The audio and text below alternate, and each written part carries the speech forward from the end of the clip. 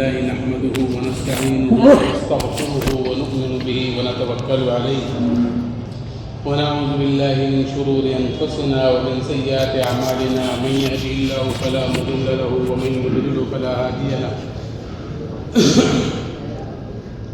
ونشهد أن لا إله إلا الله وحده لا شريك له ونشهد أن سيدنا ونبينا ومولانا محمدا عبده ورسوله صلى الله عليه وعلى آله وأصحابه وأزواجه وذرياته وأهل بيته وبارك وسلم تسليما كثيرا أما بعد فأعوذ بالله من الشيطان الرجيم بسم الله الرحمن الرحيم يا أيها الذين آمنوا قوا أنفسكم وأهليكم نارا وقودها الناس والحجارة عليها ملائكة غلاظ شداد لا يعصون الله ما أمرهم ويفعلون ما يؤمرون وقال الله سبحانه وتعالى كنتم خير أمة أخرجت للناس تأمرون بالمعروف وتنهون عن المنكر وتؤمنون بالله وقال النبي صلى الله عليه وسلم الكيس من دان نفسه وعمل لما بعد الموت والعاجز من أتبع نفسه هواها وتمنى على الله الأماني أو كما قال رسول الله صلی اللہ علیہ وسلم. قابل احترام بھائیوں اور بزرگوں، اللہ جل شانہ عما نوالہ نے ہمیں اور آپ کو ایک زندگی مرحمت فرمائی ہے. یہ زندگی نہایت مختصر ہے، یہ زندگی نہایت قیمتی ہے، اور یہ زندگی ایسے ہی گزارنے کے لیے نہیں ہے. اگر ایسے ہی گزارنے کے لیے ہوتی تو سب کی گزر رہی ہے، حتیٰ کہ جانوروں کی بھی زندگی گزر رہی ہے، جو اللہ کے نافرمان ہیں ان کی بھی زندگی گزر رہی ہے، فرما برداری کے ساتھ بھی زندگی گزر رہی ہے. تو خالص گزارنے کے لیے ہوتی تو کام چل جاتا. تو یہ خالص گزارنے کے لیے نہیں ہے، بلکہ یہ زندگی بنانے کے لیے ہے، اور یہ زندگی سنوارنے کے لیے ہے. اور زندگی بنتی ہے اور سنورتی ہے جناب رسول اللہ صلی اللہ علیہ وسلم کے دین سے اور آپ کی شریعت سے. ورنہ تو سارے کے سارے اللہ کے مخلوق ہیں. الخلق و عیال اللہ، کہ تمام مخلوق اللہ کا کنبہ ہے. تمام مخلوق اللہ کا کنبہ ہے، ہر ایک اللہ کا بندہ ہے یہاں پر. تو فرمانبردار بھی اللہ کے بندے ہیں، نافرمان بھی اللہ کے بندے ہیں. اور جو چیز اللہ رب العزت نے ہم لوگوں کو، آپ لوگوں کو دے رکھی ہے، وہی تمام چیزیں اللہ نے نافرمانوں کو بھی دے رکھی ہیں. کہ ہمیں بھی اللہ نے دو آنکھیں دی ہیں، ان کو بھی اللہ نے دو آنکھیں دی ہیں. ہمیں بھی کان دیے ہیں، ان کو بھی دیے ہیں. ہمیں بھی آنکھیں دی ہیں، ان کو بھی دیے ہیں. ہمیں بھی ہاتھ دیے ہیں، ان کو بھی دیے ہیں. ہمیں بھی پیر دیے ہیں، ان کو بھی دیے ہیں. تو جو چیز اللہ نے ہمیں دے رکھی ہے ان کو بھی دے رکھی ہے. ہمارے بھی پاس بھی دکان اور مکان ہے تو ان کے پاس بھی ہے. ہمارے بھی بیوی بچے ہوتے ہیں، ان کے بھی ہوتے ہیں. تو وہ جہنم میں کیوں چلے جائیں، آپ جنت میں کیوں چلے جاؤ؟ کیا فرق ہے؟ کہ فرق یہ ہے کہ جن کی زندگیاں بنی ہوئی ہوں گی وہ جائیں گے جنت میں، اور جن کی زندگیاں بگڑی ہوئی ہوں گی وہ جائیں گے جہنم میں. کہ یہ اللہ کی مخلوق ایسی ہے کہ ان کی تمام چیزیں حضرت رسول پاک صلی اللہ علیہ وسلم کے طریقے پر ہیں.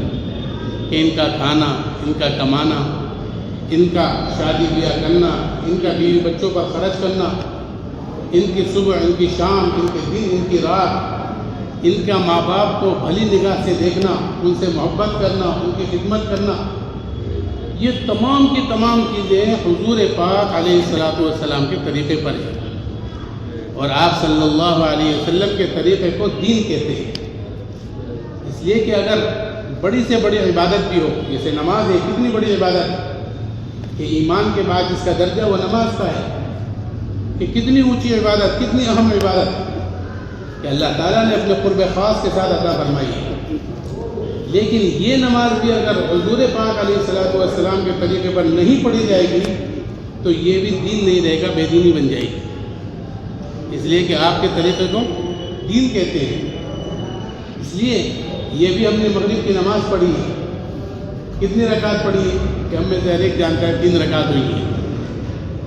کہ اگر ہم اس مغرب کی نماز میں ہی 1 رکعت اور بڑھا لیتے تو ہماری سمجھ، ہماری عقل، ہمیں نظر یہ آ رہا ہے کہ ہماری ہر چیز میں اضافہ ہونا چاہیے تھا، کیونکہ ہر چیز میں اضافہ ہو رہا ہے اس میں کہ آدمی کے قیام بھی کر رہا ہے، اس میں قرات بھی کر رہا ہے، رکوع بھی کر رہا ہے، 2 سجدے بھی زیادہ کر رہا ہے، تحیات بھی پڑھ رہا ہے، تو عقل یہ سمجھ یہ کہتی ہے کہ اس میں ہر چیز زیادہ ہونی چاہیے تھی، ثواب زیادہ ملنا چاہیے تھا۔ لیکن اس چوتھی رکعت کے اندر اگر ہم پورا قرآن شریف بھی پڑھیں گے تو پڑھ کر کے گنہگار ہوں گے۔ کیوں؟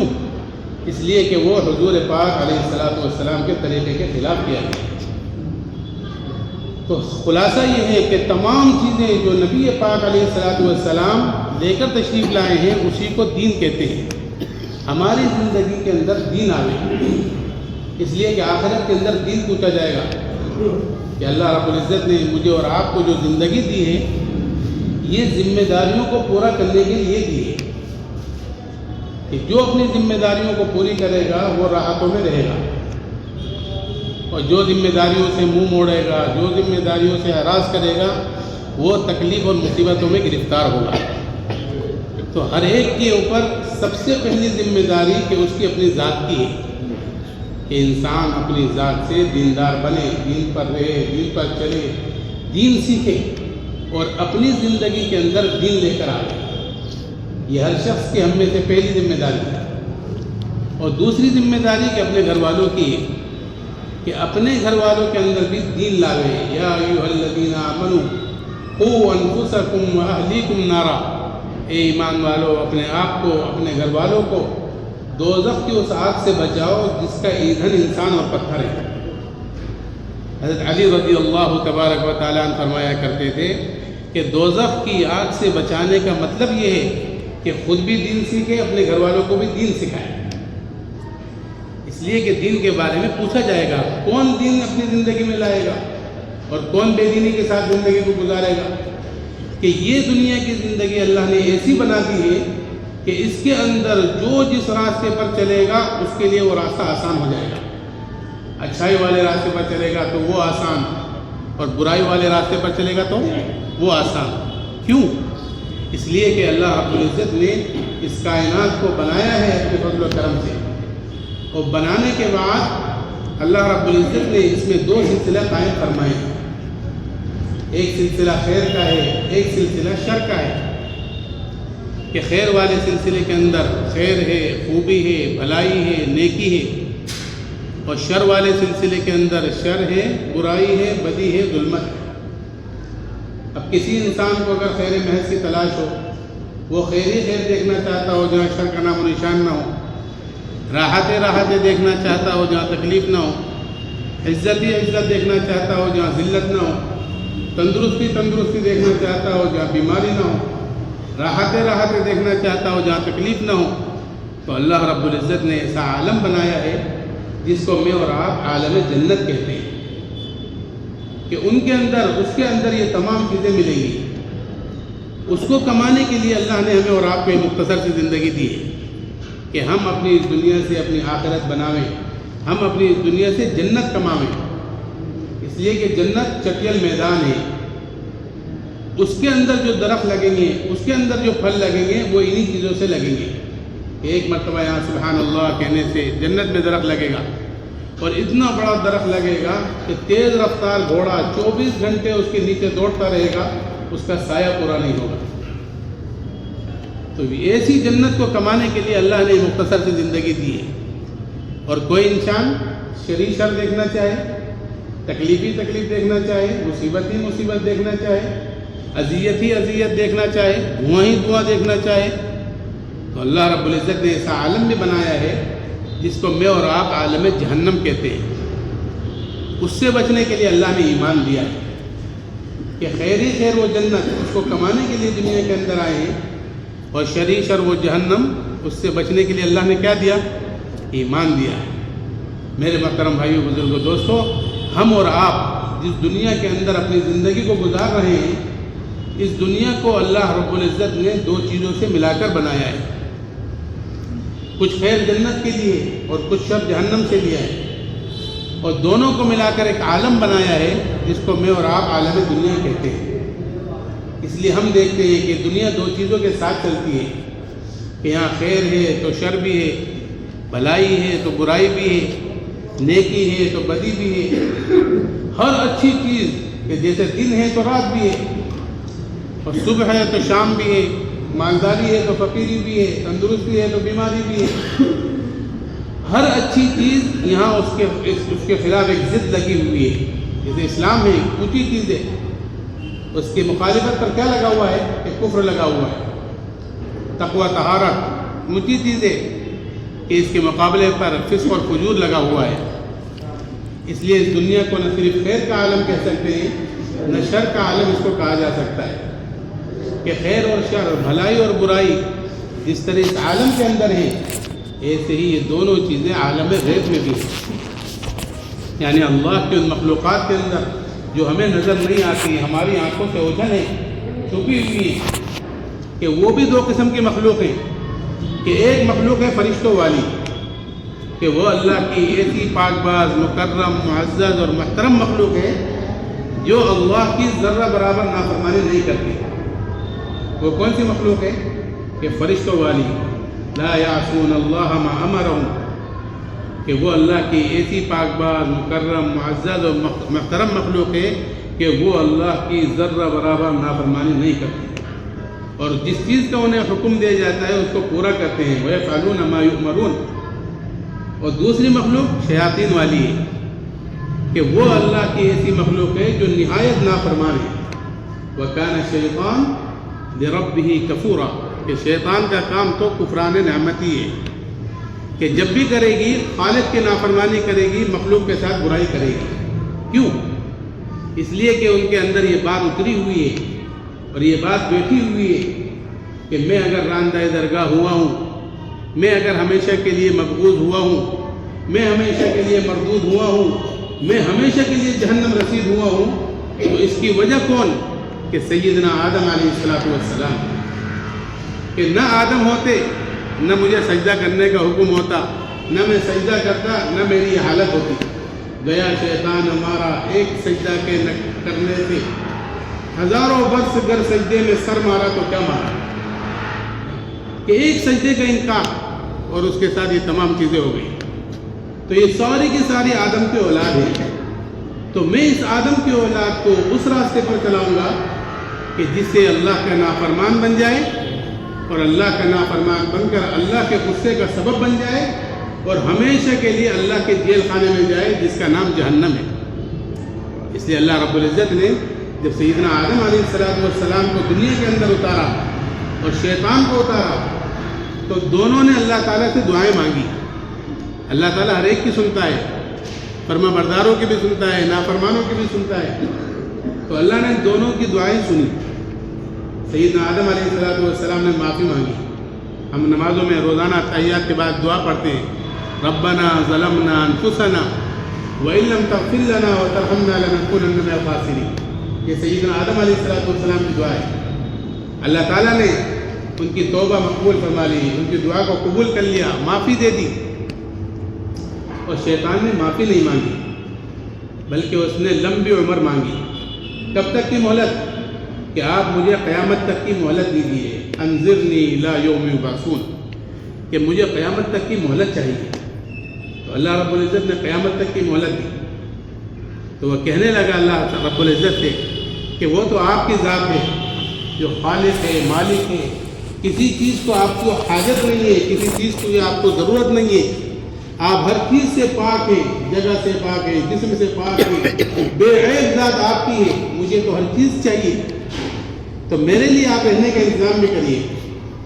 تو اللہ رب العزت نے رہنے کا انتظام کیا کہ تیرے رہنے کی جگہ ہم بناتے ہیں. کیا بنائیے؟ کہ بیت الخلا بنائے ہیں، حمامات. اللہ تعالیٰ نے مجھے اور آپ کو جو دین دیا ہے، دین اسلام، وہ کامل اور مکمل کر کے دیا ہے.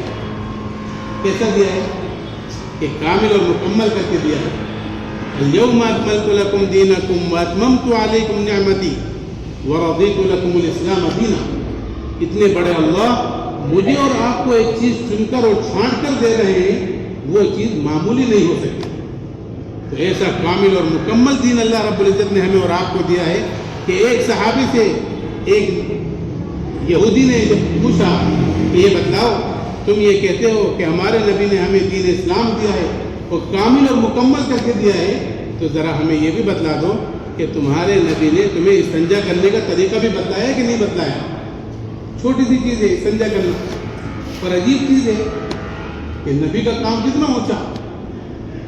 تو ان صحابی نے فخری انداز میں کہا کہ ہمارے نبی نے ہمیں استنجا کرنے کا طریقہ بھی بتلایا ہے، کہ ہمارے نبی نے کوئی چیز نہیں چھوڑی ہے، زندگی گزارنے کا ایک اچھا سے اچھا طریقہ ہمیں کر کے بتلایا ہے کہ بیت الخلا میں جاؤ تو یہ دین اسلام دیا ہے کہ اس کے اندر یہ بھی ہے کہ بیت الخلا میں جاؤ تو کیسے جاؤ، کہ الٹے پیر سے جاؤ، اللہ کا نام لیتے ہوئے جاؤ، اللہ سے پناہ مانگتے ہوئے جاؤ، سر ڈھک کر جاؤ، اور قبلے کی طرف نہ رخ ہو رہا ہو نہ قبلے کی طرف پشت ہو رہی ہے، تو ایسے بیت الخلا میں بیٹھنا۔ تو انہوں نے فخری انداز میں کہا کہ ہمارے نبی نے ہمیں طریقہ دیا ہے۔ تو اس نے کہا یہ کام میرا ہو گیا کہ آدم کے اولاد کو غفلت میں ڈالوں گا اور بیت الخلا میں جانے کا طریقہ بلاؤں گا۔ تو کہنے لگا کھانے کے لیے بھی کوئی چیز چاہیے، تو فرمایا گیا کہ جس کھانے کے اوپر میرا نام نہیں لیا جائے گا وہ کھانا تیرا ہو جائے گا۔ اس لیے ہمیں تو حکم ہے کہ جانور کو ذبح کرو تو اللہ کا نام لے کر ذبح کرو، کھانا شروع کرو تو طریقے سے کھاؤ۔ کیسے کھاؤ؟ کہ بسم اللہ پڑھ کر کھاؤ۔ ایک اللہ کی نعمت، ایک ایک نعمت، اور کتنی نعمتیں ہیں، وَإِن تَعُدُّوا نِعْمَةَ اللَّهِ لَا تُحْصُوهَا، کہ اللہ کی نعمتوں کو گننا چاہو گے تو نہیں گن پاؤ گے، شمار کرنا چاہو گے تو نہیں کر پاؤ گے۔ کتنی نعمتیں اللہ کی، کہ ایک آدمی دسترخوان کی زینت بنتا ہے لقمہ، تو یہ ایک لقمہ ہمارے منہ میں جو آ رہا ہے کہ انسان کے بس اور انسان کی طاقت سے باہر ہے، کہ انسان وہ کیسے سارے کام کر سکتا ہے، کیسے زمین کو نرم کر سکتا ہے، کیسے اس میں ہل چلا سکتا ہے، کیسے اس میں دانہ ڈال سکتا ہے، کیسے اس میں پانی ڈال سکتا ہے، کیسے اس میں کھاد ڈال سکتا ہے، کیسے اس کو برابر کر سکتا ہے، کیسے زمین کے سینے کو چیر سکتا ہے، کیسے اس میں سے کوپل نکال سکتا ہے، کیسے اس کو ہوائیں لگا سکتا ہے، کیسے سورج کی کرنیں اس میں نچھاور ہو سکتی ہیں، انسان کے بس سے باہر ہے۔ اس لیے اللہ رب العزت فرما رہے ہیں افرأیتم ما تحرثون، ارے کھیتی تم کرتے ہو، کھیتی تو ہم کرتے ہیں، تو یہ سارا کام کون کر رہا ہے؟ کہ اللہ کر رہے ہیں، لیکن انسان کے ذمہ میں ایک محنت لگائی ہے کہ یہ انسان محنت کرے اس چیز کو بنانے پر۔ اس لیے بزرگوں دوستو، یہ ہماری طاقت سے باہر ہے کہ یہ ایک لقمہ جو ہمارے دسترخوان کی زینت بنا ہوا ہے، یہ صرف اللہ ہی کے فضل و کرم سے انسان کھا رہا ہے، انسان کی طاقت سے باہر ہے۔ اس لیے فرمایا کہ جب کھانا کھاؤ تو اللہ کا نام لے کر کھاؤ، کہ اس اللہ کی وجہ سے تم تک یہ رزق پہنچا ہے، کہ بسم اللہ پڑھ کر کھاؤ۔ تو اس نے کہا کہ آدم کی اولاد کو غفلت میں ڈالوں گا اور بسم اللہ پڑھنا بھلاؤں گا۔ اس لیے آدمی آتا ہے، آفس سے آتا ہے، دکان سے آتا ہے، محنت مزدوری کر کر آتا ہے، تھکا ہوا ہوتا ہے، تو بسم اللہ کے بغیر ہی شروع ہو جاتا ہے۔ یہ انسان غفلت کا پتلا ہے کہ غفلت میں پڑا رہتا ہے ہر وقت۔ لیکن قربان جائیں آقا نامدار کالی کملی والے جناب رسول اللہ صلی اللہ علیہ وسلم کی ذات اقدس پر، کہ یہ انسان غفلت میں ڈوب رہا ہے کہ یہ اگر بسم اللہ پڑھنا بھول جائے تو بعد میں بھی اگر یاد آ جائے تو بھی بسم اللہ بتلائی گئی ہے۔ کہ ایک صحابی کھانا کھا رہے تھے مسجد نبوی میں، اور بسم اللہ ذہن سے نکل گئی، اور پیارے نبی صلی اللہ علیہ وسلم تشریف فرماتے تو ان کو یاد آیا کہ ہمیں طریقہ دیا گیا ہے۔ کیا طریقہ؟ کہ اگر کھانے کے شروع میں بسم اللہ پڑھنا بھول جاؤ تو دوسری بسم اللہ بتلائیے، بسم اللہ اولہ و آخرہ۔ تو ان صحابی نے فوراً یاد آئی کہ پیارے نبی نے طریقہ بتلایا ہے، فوراً پڑھا بسم اللہ اولہ و آخرہ۔ جو کہتے ہیں کہ حضور اکرم صلی اللہ علیہ وسلم دور تشریف فرما تھے اور آپ کے چہرے اندر پر مسکراہٹ آ گئی، آپ کے دندان مبارک ظاہر ہو گئے۔ آپ نے فرمایا ایک آدمی کا سارا کھانا شیطان کے پیٹ میں چلا گیا تھا، یعنی کھانے کی تمام برکتیں شیطان کے پیٹ میں چلی گئی تھی، لیکن جب اس نے اللہ کا نام لیا اور بسم اللہ پڑھی تو وہ ساری برکتیں شیطان نے واپس کری اور الٹی کرتا ہوا بھاگا واپس۔ یہ اللہ کے نام کی برکتیں ہیں، یہ اللہ کے نام کی طاقت ہے کہ اللہ کے نبی صلی اللہ علیہ وسلم نے ہمیں تعلیم دی کہ کھانے کے شروع میں اگر بسم اللہ تمہارے ذہنوں سے نکل جائے اور کسی وقت میں یاد آ جائے تو آدمی یہ نہ سوچے کہ اب کیا بچا ہے، ایک ہی لقمہ بچا ہے، اب کا بسم اللہ پڑھنے سے فائدہ کیا ہے۔ فوراً اس نے کہا کہ آدم کی اولاد کو بسم اللہ پڑھنا بلاؤں گا اور اس ساری کھانے کی برکتوں کو لے جاؤں گا۔ تو کہنے لگا کھانے کا انتظام ہو گیا، رہنے کا انتظام ہو گیا، پینے کے لیے بھی چاہیے کچھ۔ تو فرمایا گیا کہ ہر نشہ آور چیز تیرے پینے کی ہے، اس لیے مسلمانوں کو ان چیزوں سے منع کیا گیا ہے کہ جن چیزوں کے اندر وہ نشہ آور چیزیں بنتی ہیں، کہ دبا ہے، ہنتا ہے، کتنے نام ہیں اس میں۔ اس لیے اس نے کہنے لگا کہ انشاءاللہ اب میرا کام ہو گیا، کھانے کا بھی انتظام ہو گیا، پینے کا بھی انتظام ہو گیا، رہنے کا بھی انتظام ہو گیا، بات چیت بھی چاہیے، کس سے بات کروں گا، کیا بات کروں گا؟ تو فرمایا گیا کہ ہر جھوٹ بات تیرے کرنے کی ہے، ہر جھوٹ بات تیرے کرنے کی ہے۔ اس لیے کہ ہم مسلمانوں کو ان چیزوں کی طرف رغبت دلائی گئی ہے، یا ایھا الذین آمنوا اتقوا اللہ کونوا مع الصادقین، اے ایمان والو اللہ سے ڈرو، سچوں کے ساتھ ہو جاؤ۔ اس لیے کہ سچائی ایک ایسی چیز ہے جو آدمی کو نجات دلاتی ہے، اور جھوٹ کبھی نہ کبھی جا کے آدمی کو ہلاک کرتا ہے۔ لیکن آج غفلت کیسی طاری ہو گئی، آج کا مسلمان کتنا ڈوب گیا ہے اور کتنی غفلت اس کے اوپر چھا گئی ہے کہ آج کا مسلمان یہ کہتا ہے کہ بھائی سچ بولوں گا تو پھنس جاؤں گا، جھوٹ بولوں گا تو بچ جاؤں گا، سچ بولوں گا تو تھوڑا کماؤں گا اور جھوٹ بولوں گا تو زیادہ کما لوں گا۔ حالانکہ یہ سچائی ایک ایسی چیز ہے، یہ آدمی کو نجات دلاتی ہے۔ حضور اکرم صلی اللہ علیہ وسلم ایک مرتبہ تشریف لے جا رہے تھے، تو آواز آئی یا رسول اللہ، آپ چلتے رہے، پھر آواز دی کسی نے یا رسول اللہ، آپ چلتے رہے، پھر آواز آئی کانوں میں یا رسول اللہ، آپ نے دائیں جانب دیکھا، بائیں جانب دیکھا، آگے دیکھا، پیچھے دیکھا، کوئی نظر نہیں آیا، پھر آپ چلے، پھر آئے آواز یا رسول اللہ، آپ جو آواز کی طرف بڑھے تو آپ نے دیکھا ایک درخت کے نیچے ایک ہرنی بنی پڑی ہے، ہرن، اور اس کے پاس ایک آدمی سویا ہوا ہے کہ کیا بات ہے، کیوں آواز دے رہی ہو؟ کہ اے اللہ کے نبی صلی اللہ علیہ وسلم، میں آئی تھی چارہ کھانے کے لیے، بھوکی تھی، چارہ کھانے کے لیے آئی، ان صحابی نے مجھے پکڑ کر قید کر لیا، مجھے اس سے شکوہ شکایت نہیں ہے کہ یہ جائز ہے شکا، لیکن میرے بچے پہاڑ کی کھو میں بھوکے ہیں، میں ان کو دودھ پلائے بغیر آ گئی تھی، آپ مجھے کھول دیجئے، میں دودھ پلا کر واپس آ جاؤں۔ کون کہہ رہا ہے؟ ہرن کہہ رہی ہے۔ تو حضور پاک علیہ السلام نے فرمایا کہ اگر تو نہ آئی تو کوئی پکڑنے کے بعد واپس بھی آتا ہے کیا؟ بولو، اگر تو واپس نہ آئی تو کیا؟ کہ پھر اللہ تعالیٰ مجھے وہ عذاب دے جو زکوٰۃ اور ٹیکس کو وصول کرنے والوں کو دیتا ہے۔ تو حضور نے رسی کھول دی، وہ ہرن بھاگتی بھاگتی بھاگتی بھاگتی گئی اور مڑ مڑ کے حضور اکرم صلی اللہ علیہ وسلم کی زیارت کر رہی ہے اور پہاڑوں میں جا کر غائب ہو گئی۔ آپ صلی اللہ علیہ وسلم اسی جگہ اطمینان سے بیٹھے ہوئے ہیں، انتظار کر رہے ہیں، تھوڑی دیر میں وہ پہاڑوں سے واپس نکل کر آئے اور آ کر حضور کے سامنے اپنی منڈی ڈال دی کہ آپ باندھ دیجیے۔ پیارے نبی صلی اللہ علیہ وسلم نے اس کو باندھ دیا، جیسے ہی باندھا ساتھی کی آنکھ کھل گئی کہ اللہ کے نبی آپ یہاں؟ کہ ہاں میں ہوں۔ کہ آپ کو یہ پسند ہے؟ کہ آپ پسند ہے۔ کہ کتنے کی بیچو گے؟ کہ یا رسول اللہ میں کیوں بیچوں گا، اللہ نے مجھے دی ہے، میں آپ کو ہدیہ دیتا ہوں۔ تو حضور اکرم صلی اللہ علیہ وسلم نے جیسے ہی ہدیہ اس سے لی، آپ نے اس کی رسی کھول دی کہ جا چلی جا اپنے بچوں کے اندر، اور فرمایا الصدق ینجی والکذب یہلک، کہ سچائی نجات دیتی ہے، جھوٹ ہلاک کرتا ہے۔ اس ہرنی کو سچائی نے نجات دی ہے، اور ہم مسلمان ہیں، ہمیں تو حکم ہے یا ایھا الذین آمنوا اتقوا اللہ، اے ایمان والو اللہ سے ڈرو، سچوں کے ساتھ ہو جاؤ۔ لیکن کیسی ذہنیت بنی ہوئی ہے کہ سچ بولوں گا تو پھنس جاؤں گا، جھوٹ بولوں گا تو بچ جاؤں گا، سچ بولوں گا تو تھوڑا کماؤں گا، جھوٹ بولوں گا تو زیادہ کما لوں گا۔ اس لیے اس نے کہا کہ میری بات ہو گئی کہ ان آدم کے اولاد کو جھوٹ میں پھنسا دوں گا، اور ایک سچ کو چھپانے کے لیے 100 جھوٹ بولنے پڑتے ہیں، اللہ ہم سب کی حفاظت فرمائے۔ تو یہ کہنے لگا کہ یہ ساری چیزیں ہو گئیں، فَبِعِزَّتِكَ لَأُغْوِيَنَّهُمْ أَجْمَعِينَ، آپ کے عزت کی قسم ایک ایک انسان کو گمراہ کر کے رہوں گا۔ تو یہ جب بھی کرے گا خالق کی نافرمانی کرے گا، اس کی مخلوق کے ساتھ برائی کرے گا۔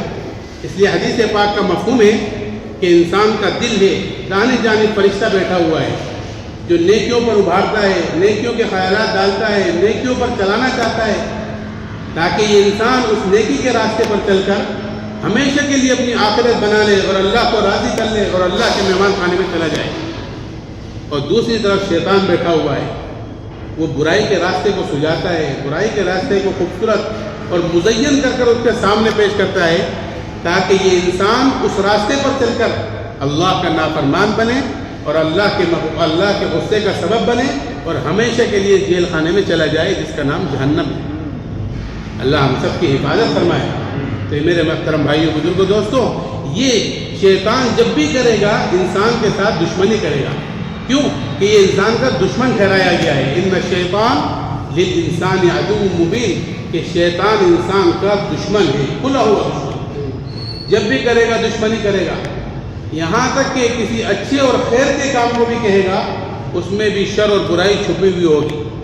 جیسے ایک مرتبہ حضرت امیر معاویہ رضی اللہ عنہ، بڑے جلیل القدر صحابی، رات میں سوئے تو تہجد نکل گئی۔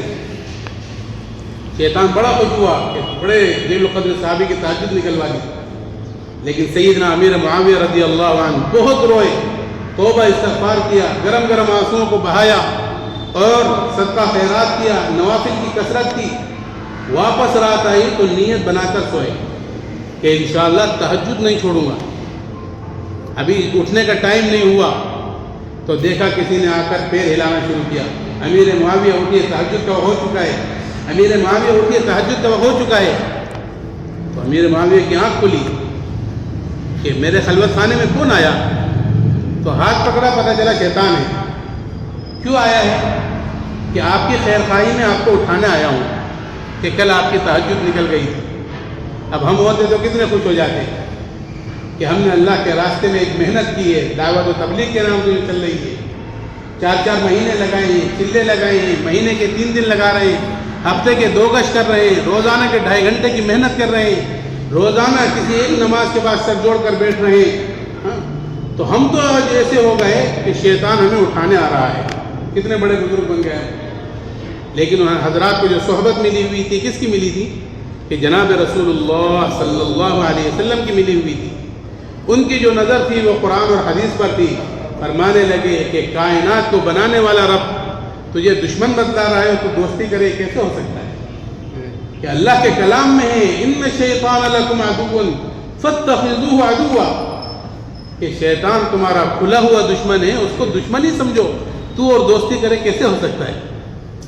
تو ایمان کی حرارت، ہاتھ پکڑا ہوا ہے، ساری طاقت، سارا زور شیطان جب لگا چکا اور ہاتھ نہیں چھڑا پایا تو وہ کہنے لگا کہ میں آپ سے ایک وعدہ کرتا ہوں، آپ بھی مجھ سے ایک وعدہ کریں کہ میں آپ کو بات صحیح بتاؤں گا، آپ میرا ہاتھ چھوڑ دینا۔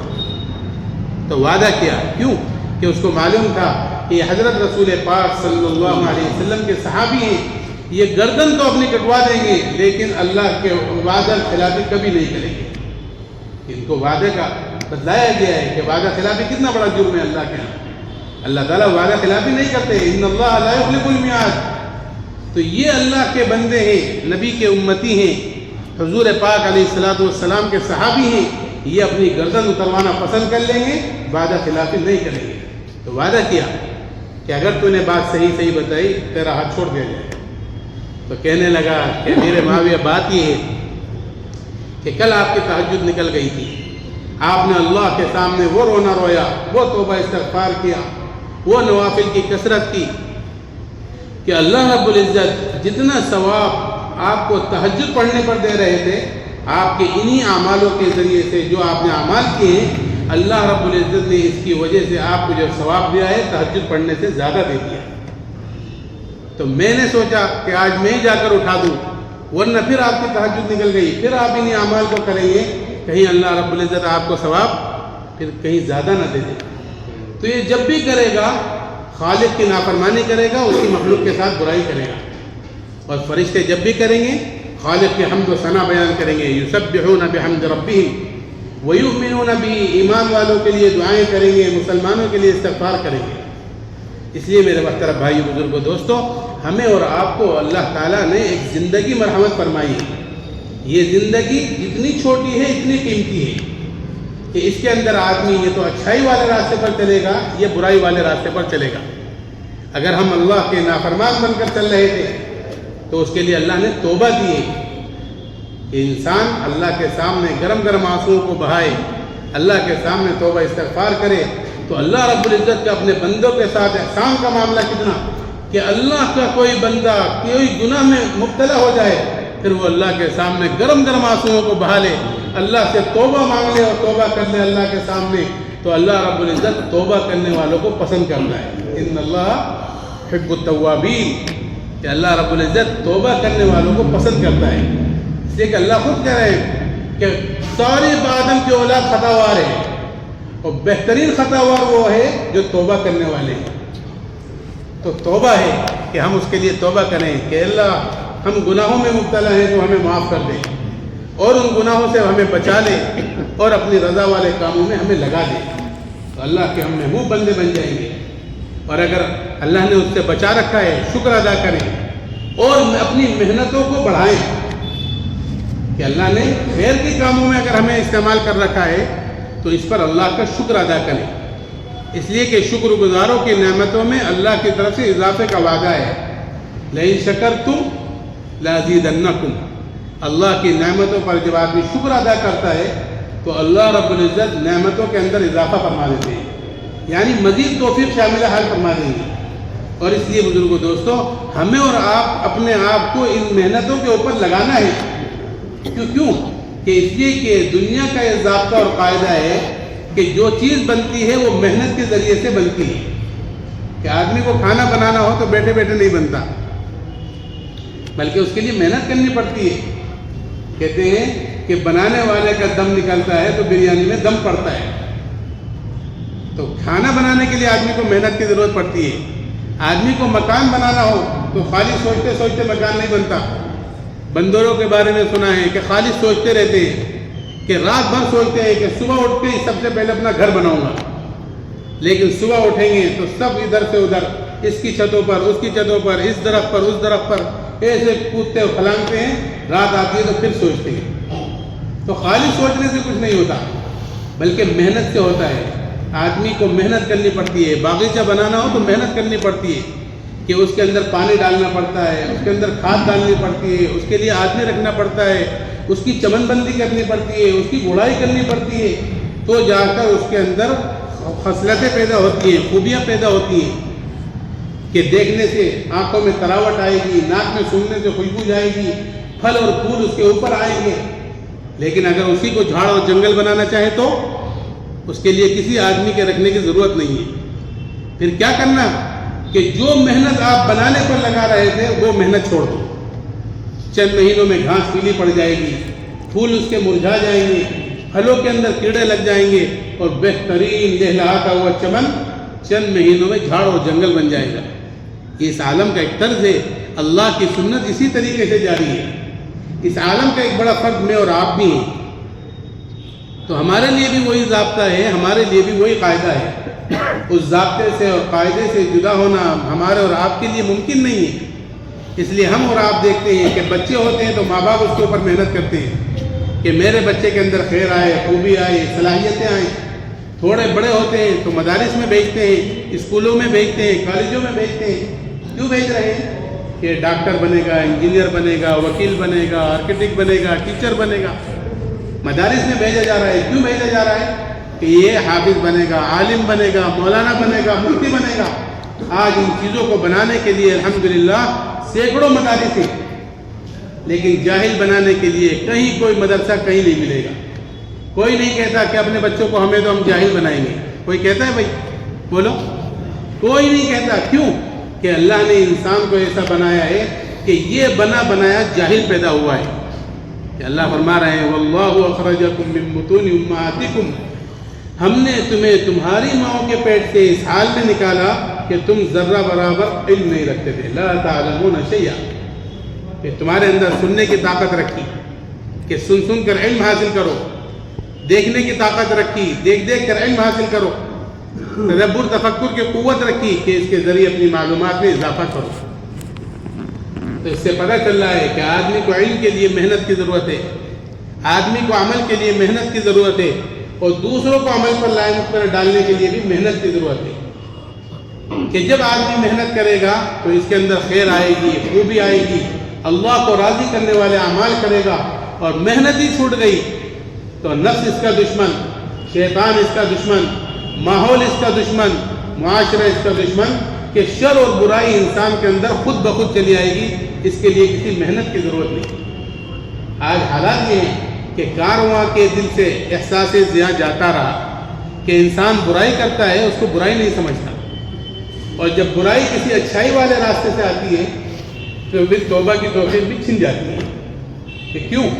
کہ آدمی اس کو کیا سمجھ رہا ہے؟ کہ اس کو اچھا کام سمجھ رہا ہے. اس لیے بزرگوں دوستو یہ حالات ہیں، ان حالات کا تعلق اللہ نے اعمال کے ساتھ رکھا ہے. اس لیے کہ جیسے اعمال انسان کے اوپر کی طرف جاتے ہیں ویسے ہی خدائی فیصلے آسمان سے نیچے کی طرف آتے ہیں. ہمارے حضرت والد صاحب فرمایا کرتے تھے آج ساری دنیا کی حالت جہنم زدہ بنی ہوئی ہے. ہر گھر میں لڑائی جھگڑے، بیماریاں، پریشانیاں. کہ کیا وجہ ہے؟ کہ انسان کے جسم سے نکلنے والے اعمال اللہ کو ناراض کرنے والے ہیں. تو اللہ تعالیٰ کی طرف سے جو حالات آ رہے ہیں وہ پریشانیوں کے، بیماریوں کے، لڑائی جھگڑوں کے، ان چیزوں کے آ رہے ہیں. اس لیے بزرگوں دوستوں ان حالات ہیں، حالات کو بدلنا ہے، اور حالات کو بدلنے کا تعلق اللہ نے اعمال کے ساتھ رکھا ہے. اس لیے کہ جب تک حالات کا تعلق حالات سے رہتا ہے، حالات بجائے سدھرنے کے بگڑ جاتے ہیں. اس لیے کہ آج جتنے اسباب ہیں اس دنیا کے اندر، اس سے پہلے اتنے اسباب کبھی نہیں تھے. لیکن آج کا انسان جتنا اس وقت پریشان ہے اس سے پہلے کبھی نہیں تھا. تو حالات کا تعلق اعمال کے ساتھ ہے کہ انسان کے جیسے اعمال ہوں گے ویسے اللہ رب العزت حالات کو بنا دیں گے. حضرت عمر رضی اللہ تبارک و تعالیٰ عنہ کے زمانے میں قحط پڑا مدینہ منورہ کے اندر، اور زبردست قسم کا قحط کہ جانور بھی ہلاک ہونے شروع ہو گئے تھے. ایسا زبردست قحط. حضرت عمر رضی اللہ عنہ خود تو ایسی روٹی کھاتے تھے کہ کوئی عام انسان اس کو چبا نہیں سکتا تھا، لیکن ان کو اپنی رعایا کی فکر تھی. کیوں؟ اس لیے کہ ہر ایک سے اس کے بارے میں، اس کے ماتحتوں کے بارے میں پوچھا جائے گا. کوئی ذمہ دار ہے تو اس کو اپنی ذمہ داری کے بارے میں پوچھا جائے گا کہ اللہ نے تمہیں ایک ذمہ داری دی تھی، اس ذمہ داری کو کیسا پورا کیا. تو حضرت عمر رضی اللہ تبارک و تعالیٰ عنہ کے اوپر اس کا بڑا بوجھ تھا کہ اللہ نے ایک مجھے ذمہ داری دی ہے، اس ذمہ داری کو میں کیسے پورا کر سکتا ہوں اور کیسے پورا کروں. اس کے لیے حضرت عمر رضی اللہ عنہ نے لوگوں کے لیے اور رعایا کے لیے غلے منگوائے. شام سے، مصر سے، نہ جانے کہاں کہاں سے غلے آئے، اور غلے اتنے آئے کہ سب سے پہلا اونٹ مدینے میں لدا ہوا کھڑا ہے اور سب سے آخری اونٹ شام میں لدا ہوا کھڑا ہے.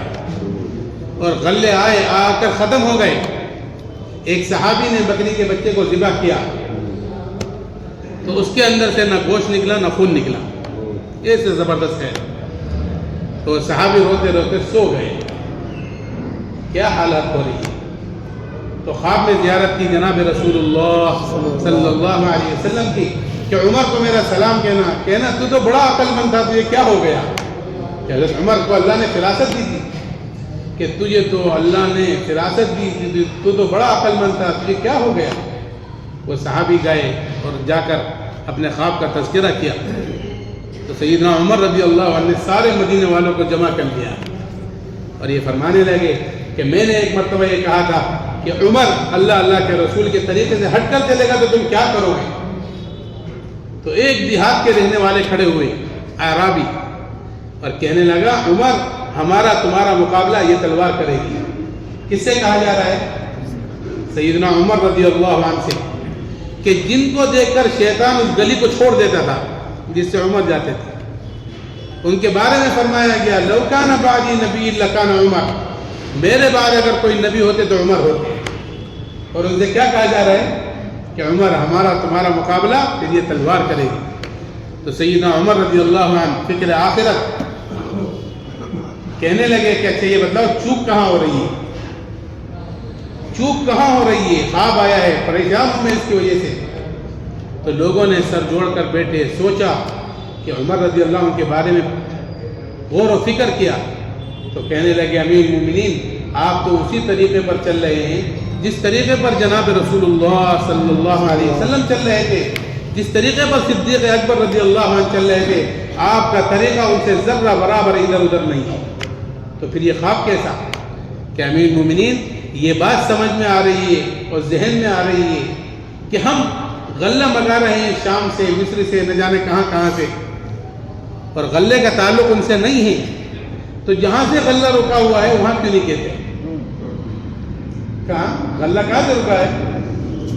اللہ کے پاس، تو وہاں کیوں نہیں کہتے؟ فوراً سمجھ میں آئی بات کہ ہاں یہ صحیح کہہ رہا ہے، حالانکہ عشر مبشرہ ہیں، اللہ نے فراست دے رکھی تھی، لیکن ایک اپنے سے چھوٹے صحابی ان کی بات پر کہ ہاں یہ چوک ہو رہی ہے، فوراً سارے لوگوں کو لے کر مدینے سے باہر نکلے اور اللہ نے نماز دی ہے صلاۃ استسقاء، ابھی وہ پڑھ کر ابھی ہاتھ اٹھائے تھے کہ اللہ نے بارشوں کو برسا دیا، اور آوازیں آ رہی ہیں بادلوں کے اندر سے، اتاک الغوث ابا حفص، اتاک الغوث ابا حفص، چلو مدینہ عمر نے بلایا، چلو مدینہ عمر نے بلایا ہے۔ کس کو بلایا جا رہا ہے؟ کہ بادلوں کو بلایا جا رہا ہے، چلو مدینہ عمر نے بلایا۔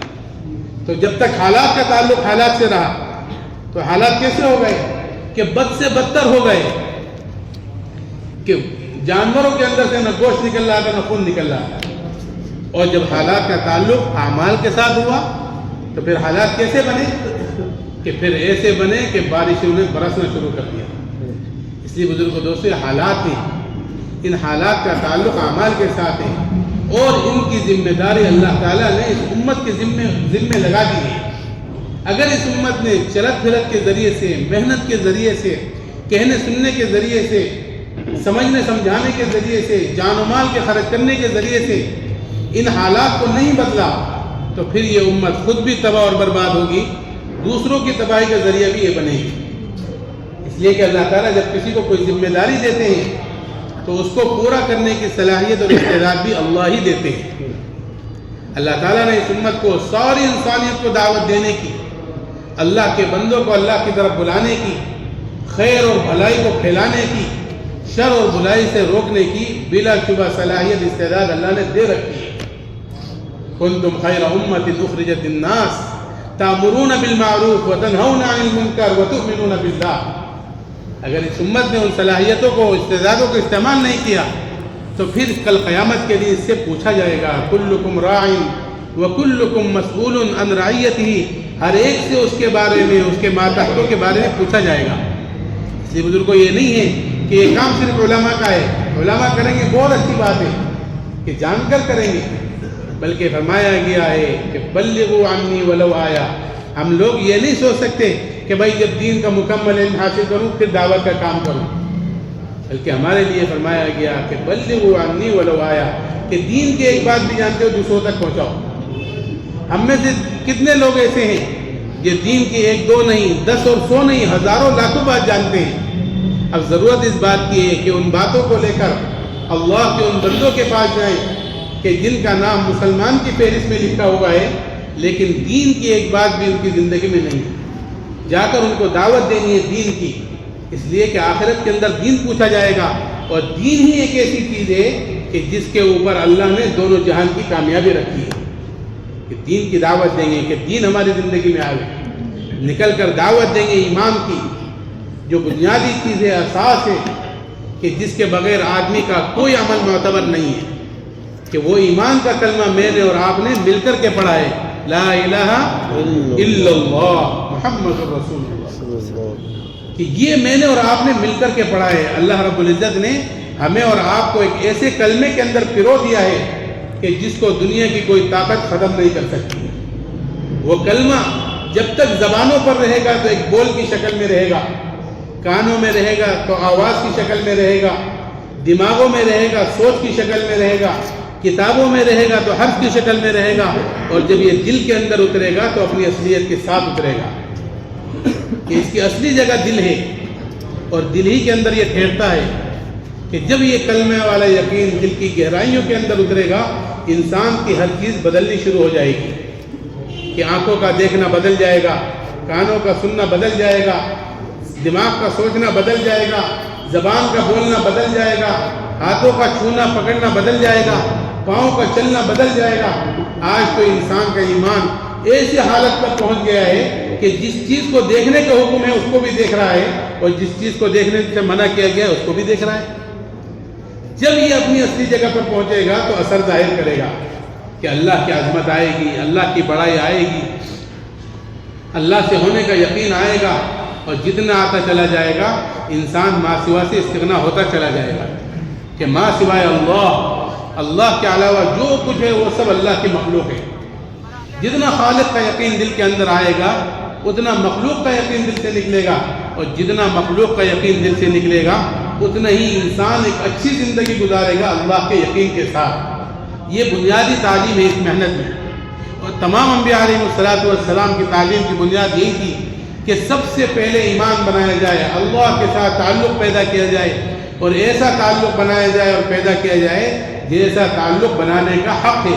آمنت باللہ کما ہوا، کہ ایمان لے آیا میں اللہ پر ایسا جیسا کہ وہ ہے، جیسا میں نے جانا، جیسا میں نے پہچانا، ایسا نہیں کہ ہم نے تو ہر ایک نے اپنے اپنے اعتبار سے اللہ کو پہچانا ہے کہ کاشتکار کا بیٹا ہے تو کاشتکاری کے اعتبار سے اللہ کو پہچانتا ہے، ملازم کا بیٹا ہے تو ملازمت کے اعتبار سے اللہ کو پہچانتا ہے، تاجر کا بیٹا ہے تو تجارت کے اعتبار سے اللہ کو پہچانتا ہے، زارع کا بیٹا ہے زراعت کے اعتبار سے اللہ کو پہچانتا ہے۔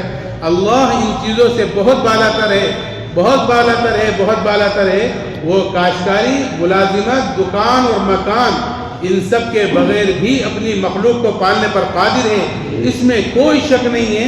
ایسا کامل یقین دل کی گہرائیوں میں اتارنا، اور کامیابی حضرت محمد مصطفیٰ صلی اللہ علیہ وسلم کے طریقے میں ہے، اس طریقے کو دل میں اتارنا، اس کا نام ہے ایمان پر محنت۔ کہ حضور اکرم صلی اللہ علیہ وسلم کا طریقہ ہماری زندگی میں آ جائے، اس کا نام ہے ایمان پر محنت، اس کی دعوت ہے۔ اور جتنی قوت کے ساتھ آدمی دعوت دیتا ہے اتنی قوت کے ساتھ عمل کے لیے کھڑا ہوتا ہے۔ یہ دعوت کی تاثیر ہے کہ آدمی جتنی قوت کے ساتھ دعوت دے گا اتنی قوت کے ساتھ عمل کے لیے کھڑا ہوگا۔ اس لیے اس کی مثال دی جاتی ہے بول کسی کہ بول آپ دیوار میں دے کر مارو گے تو لوٹ کر ہماری طرف آئے گی، جتنی طاقت سے مارو گے اتنی تیزی کے ساتھ آئے گی۔ ایسے جتنی قوت کے ساتھ آدمی دعوت دے گا اتنی قوت کے ساتھ عمل کے لیے کھڑا ہوگا۔ اور دادا جان حضرت جی مولانا محمد انعام الحسن صاحب رحمۃ اللہ علیہ فرمایا کرتے تھے کہ دعوت کے اندر اللہ نے ایسی خاصیت اور طاقت رکھی ہے اور ایسی تاثیر رکھی ہے کہ جب آدمی اس کو دینے لگتا ہے اور صحیح طریقے سے دیتا ہے اور اچھے انداز سے دیتا ہے تو سب سے پہلے کہنے والے پر اس کا اثر ہوتا ہے۔ کہ کیا اثر ہوگا؟ کہ سب سے پہلا اثر یہ ہوگا کہ اس کے ایمان میں قوت آئے گی، عبادات میں جان پیدا ہوگی، معاملات اس کے صحیح ہوں گے، معاشرت اس کی پاکیزہ بنے گی، اور اخلاقیات میں حسن پیدا ہوگا۔ کہ دعوت کے معنی اللہ کی بڑائی کو بولنا، اللہ کی بڑائی کے تذکرے کرنا، اللہ کی شان و شوکت کے، اللہ کے جلال و جبروت کے، اللہ کی کبریائی کے، اللہ سے ہونے کے، اللہ کے غیبی خزانوں کے اتنے تذکرے ہوں کہ ہمارے دل کے اندر یہ دنیا بیٹھی ہوئی ہے، اس دنیا کی محبت نکل جائے، اس کا یقین نکل جائے، اللہ کی ذات عالی کا یقین آ جائے۔ پھر یہ یقین انسان کو صحیح لے کر چلے گا۔ جتنا آدمی کے اندر یقین آتا ہے اتنی ہی پھر اطاعت آتی ہے، کہ جب اللہ پر یقین بنے گا تو سب سے پہلی چیز جو آئے گی وہ اطاعت آئے گی۔ اور اللہ کے حکم میں سب سے پہلا حکم نماز کا ہے کہ نماز بڑی اونچی چیز ہے۔ اللہ رب العزت نے تمام چیزیں جبرائیل علیہ السلام کے ذریعے دنیا کے اندر اتاری، لیکن جب نماز دینے کا وقت آیا تو قرب خاص کے ساتھ عطا فرمائی کہ نماز کے اندر اللہ نے طاقت رکھی ہے، کہ نماز کے اندر اللہ نے طاقت رکھی ہے کہ 5 نمازیں جمعے سے جمعے تک درمیانی گناہوں کا کفارہ ہوتی ہیں، کہ بشرطے کہ آدمی بڑے گناہوں سے بچتا رہے۔ یہ نماز کی طاقت ہے۔ ایک نماز کی تاثیر ہے کہ نماز کی تاثیر کیا ہے؟ کہ نماز کی تاثیر یہ ہے کہ نماز پڑھنے والوں کو فواحش و منکرات سے روک دے گی۔ ان الصلاۃ تنہی عن الفحشاء والمنکر، کہ بے شک نماز فواحش و منکرات سے روکنے والی ہے۔ آج ہم نماز پڑھ رہے ہیں، ہمارا رکوع سجدہ قومہ قاعدہ جلسہ یہ ایک حرکت بنا ہوا ہے اور بے جان حرکت ہے۔ اس میں جان پیدا کرنے کے لیے اپنی نمازوں کو ویسی نماز بنانا جیسے حضور پاک علیہ السلام نے بنائی، اس لیے کہ فرمایا گیا صلو کما رأیتمونی اصلی، کہ نماز ایسی پڑھو جیسے مجھے پڑھتے ہوئے دیکھتے ہو۔ کہ پیارے نبی کی نماز تھی کہ پاؤں مبارک پر ورم آ جاتی تھی اور سینہ مبارک سے ایسی آوازیں آتی تھی جیسے ہانڈی کے ابلنے کی آواز۔ اس لیے صحابہ اکرام رضوان اللہ علیہ اجمعین نے اپنی نمازوں کو بنایا کہ کیسی نماز بنائی، کہ نماز ایسی بنائی کہ نماز کے اندر تیر پہ تیر کھائے جا رہے ہیں اور تیروں کو نکال کر ہاتھوں سے نکال کر پھینک رہے ہیں اور سورت پوری کرنے سے پہلے رکوع کرنا گوارا نہیں کر رہے ہیں۔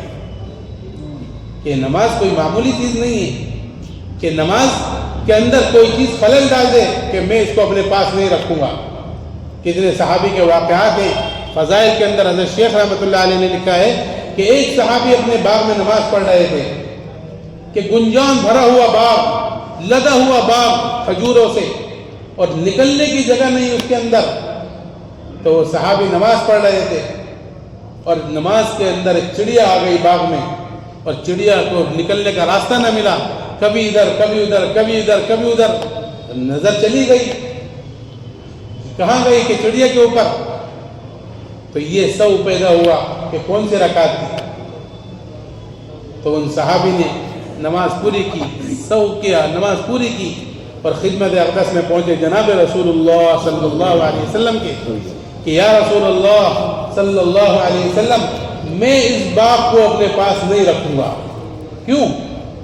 کہ میں اس کے اندر نماز پڑھ رہا تھا اور وہ چڑیا آ گئی، میری نگاہ چڑیا کے ساتھ چلتی رہی، یہاں تک کہ مجھے نماز کے اندر شعور پیدا ہوا کہ میری کون سی رکعت ہے مجھے یاد نہ رہا، تو 40,000 درہم کے باغ کھڑے کھڑے صدقہ کر دیے کہ نہ یہ باغ ہوتا، نہ اس میں نماز پڑھتا، نہ اس میں چڑیا آتی، نہ میری نماز جیسی اہم عبادت خراب ہوتا۔ کہ کتنے کہ 40,000 درہم کا باغ کہ کھڑے کھڑے صدقہ کر رہے ہیں، کہ کیوں؟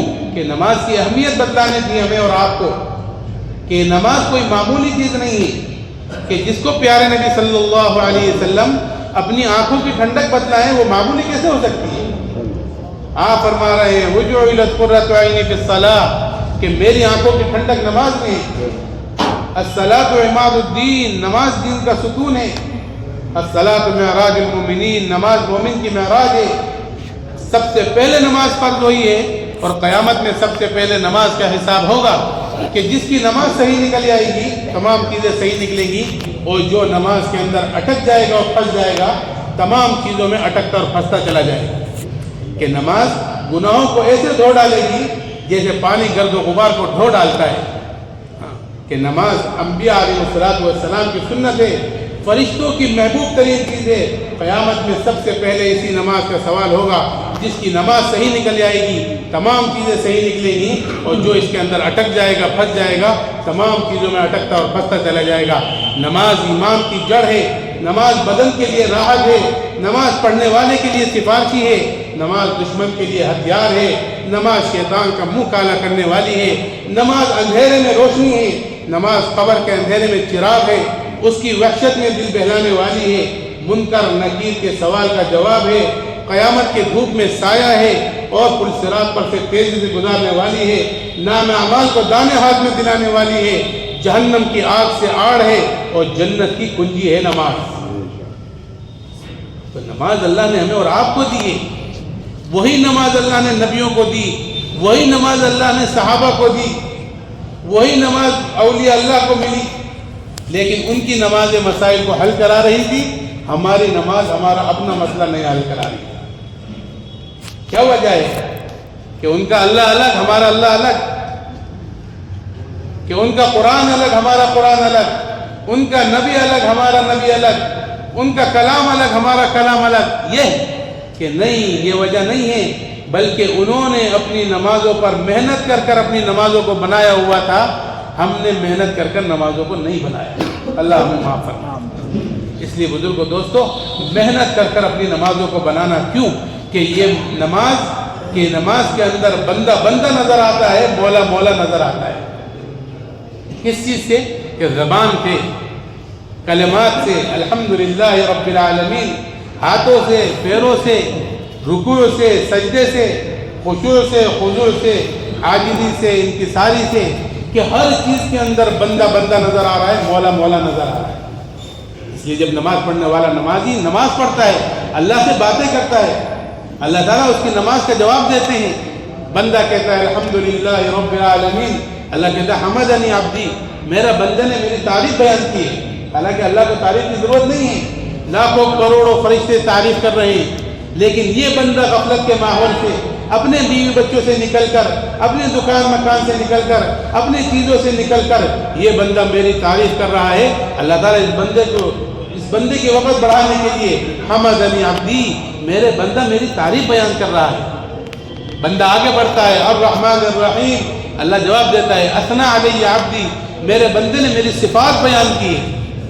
हालांकि कितना बड़ा अल्लाह कि सारी मखलूक मिलकर अल्लाह के नाफरमान बन जाए, तो अल्लाह की बड़ाई पर फर्क नहीं पड़ने वाला। सारी मखलूक मिलकर अल्लाह की बड़ाई बोलने लग जाए, अल्लाह की बड़ाई पर कोई फर्क नहीं पड़ने वाला। ये तो अपनी मखलूक का अपना फ़ायदा है कि अल्लाह की बड़ाई को बोलेगा तो इसका फ़ायदा, अल्लाह का नाफरमान बनेगा तो इसका नुकसान है। आगे बढ़ेगा मालिक यौमिद्दीन, तो अल्लाह कहता है मज्जदनी अब्दी, मेरे बंदे ने मेरी बुजुर्गी बयान की है। आगे बढ़ता है इय्याका नअबुदु व इय्याका नस्तईन, अल्लाह कहता है हाँ हाँ एक चीज़ मेरे लिए है, इबादत तो मेरी होनी चाहिए, व इय्याका नस्तईन, और मदद मेरे बंदों की होनी चाहिए। तो ऐसे पढ़ते पढ़ते जब आदमी गैरिल मग़दूबि अलैहिम वलद्दाल्लीन आमीन तक पहुँचा है, तो अल्लाह रब्बुल इज़्ज़त फरमाते हैं दिया दिया, जो कुछ तूने मांगा मैंने दे दिया।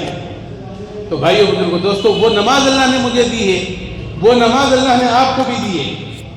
तो हमने अपनी नमाजों को मेहनत कर कर नहीं बनाया, इंशाअल्लाह को मेहनत करेंगे और अपनी नमाजों को बनाएंगे और अपनी नमाजों को सीखेंगे। और इसके साथ साथ ये भी सीखना पड़ेगा कि कायनात के फैले हुए जितने नक्शे हैं और जितने ज़र्रे हैं, किसी से कुछ नहीं होता, करने वाली ज़ात अल्लाह की है। कि अल्लाह का करने का एक ज़ाब्ता है कि जो अल्लाह कह दे वो तुम कर दो, जो तुम कहोगे अल्लाह करेगा। इय्याका नअबुदु व इय्याका नस्तईन, कि इबादत हम अल्लाह की करेंगे तो अल्लाह मदद हमारी करेगा। लेकिन बुजुर्गों दोस्तों, ये कब? कि जब आदमी की नमाज आसमानों तक जाएगी, कि आदमी की नमाज आसमानों तक चली जाएगी, कि ज़मीन से लेकर आसमान तक का फासला कितना, कि 500 बरस का फासला बतलाते हैं। कितना? 500 बरस का फासला। तो नमाज जब ऊपर जाएगी 500 बरस, कि आदमी डले को ऊपर फेंकता है, डला उठाते ना डला, और डले को उठा के ऊपर डाले, ऊपर फेंके, तो जितने उसके बाजू में ताकत में होगी, कुव्वत होगी, इतना डला ऊपर जाएगा। ऐसे ही नमाज अगर जानदार होगी तो ये नमाज 500 बरस का फासला तय करेगी। वरना हज़रत शेख रहमतुल्लाह अलैह ने लिखा है कि किसी की नमाज सर तक होकर रह जाएगी, किसी की नमाज सर से थोड़ी सी उठ कर रह जाएगी, किसी की नमाज थोड़ी और ऊपर जाकर रह जाएगी। नमाज के अंदर ऐसी ताकत आ जाए कि 500 बरस का फासला तय कर जाए। इसलिए हमारे बड़े फरमाया करते थे कि अपनी नमाजों में 5 बातें पैदा करें, तो फिर वो नमाज जानदार बनेगी।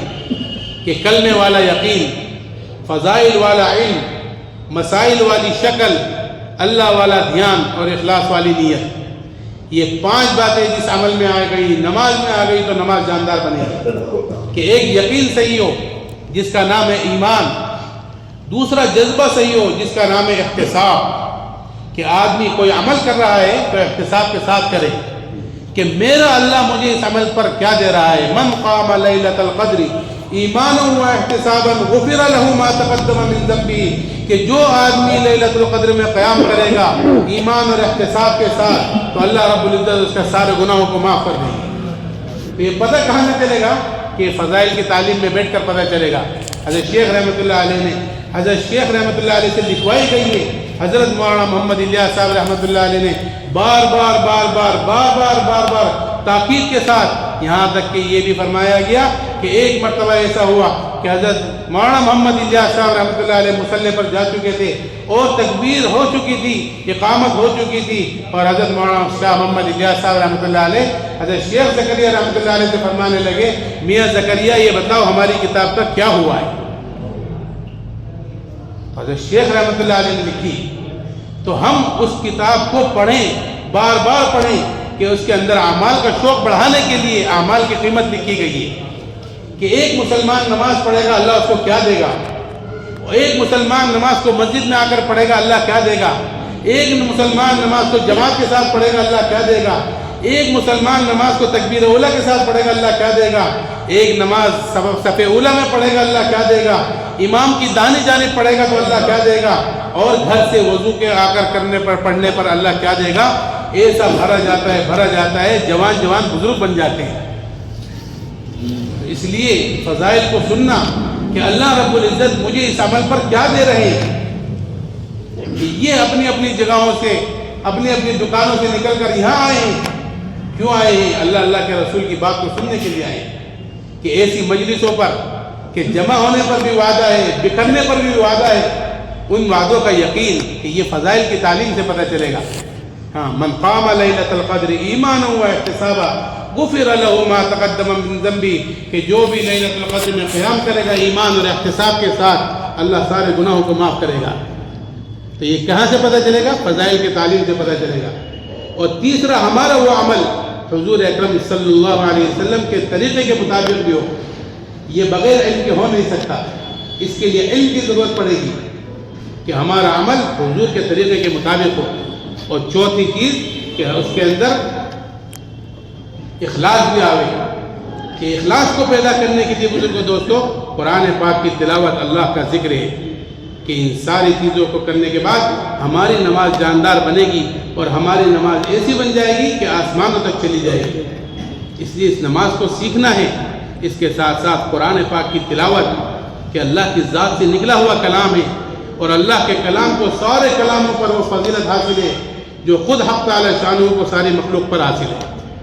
اس لیے اللہ کے کلام کی روزانہ تلاوت کرنے والے بنے، کہ اللہ رب العزت کا کلام اپنے اندر ایک خوبی دیے ہوئے ہے کہ ہر حرف پر 10 نیکی اس کی کہیں نہیں گئی، لیکن اللہ رب العزت کا اس کے ساتھ معاملہ الگ ہے کہ کسی انسان کی اتنی بڑھائے گا جتنی اللہ چاہے گا، واللہ یضاعف لمن یشاء، لیکن 10 کہیں نہیں گئی، کسی کو 10 دے گا، کسی کو 700 دے گا، کسی کو 7 لاکھ دے گا، اور کسی کی نہ جانے اللہ کتنی بڑھائے گا اللہ ہی کو معلوم ہے۔ اس لیے اللہ کے کلام کی تلاوت روزانہ کریں، پڑھے ہوئے ہیں تو روزانہ تلاوت کریں، پڑھے ہوئے نہیں ہیں تو روزانہ سیکھنا شروع کریں۔